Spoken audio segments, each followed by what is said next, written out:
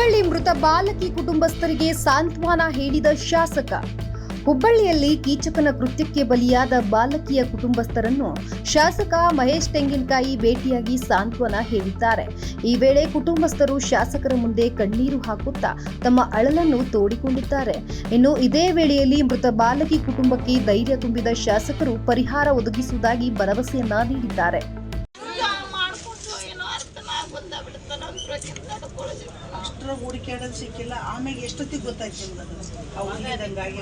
ಆಗ ಇಮಿಡಿಯೇಟ್ ನಾವು police station ಹೋಗ್ಬಿಟ್ಟಿವಿ. ನಮಗೆಲ್ಲ ನಾವು ಕೂಡಿಸ್ಬಿಟ್ಟಿವ್ರಿ ಮಂದಿನ, ಬರ್ರಿ ಕಂಪ್ಲೇಂಟ್ ಕೊಟ್ಬಿಡೋಣ ಅಂತಂದ್ರು.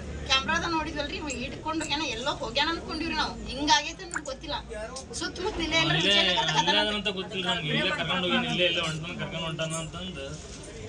ವೈಲಿ ನಾವು ಈಗ ಪೊಲೀಸರು ನನ್ನ ಸ್ಟೇಷನ್ ಕುಂದಿಸಿ ಪೊಲೀಸರು ಅವ್ರು ಬಂದ್ರಿ. ಅವ್ರು ಇಮಿಡಿಯೇಟ್ ಆಗಿ ಅವ ಸಿಕ್ಕಾಬಿಟ್ಟನ್ರಿ. ಅಲ್ಲೇ ಸಿಕ್ಕ ತಕ್ಷಣ ನಮ್ಮ ಇಲ್ಲಿ ವಿಶ್ವೇಶ್ವರ ಆಟೋದವರೆಲ್ಲ ಹೋಗಿ ಆ ಬಾಗ್ಲ ತೆಗೆದು ನೋಡ್ಯಾರ. ಹುಡುಗಿನ ಮಾಡ್ಬಿಟ್ಟಿದ್ರಿ. ಅವ್ರು ಹೇಳೋದು ಕೇಳಿ ನನ್ನ ಕಾಳು ಚೂರನ್ನ ಅಂತೈತ್ರಿ. ನಂಗೆ ಅಕ್ಕಿನ ನೆನಸ್ಕೊಂಡ್ರೆ ನಮ್ಗೆ ಅಕ್ಕಿನ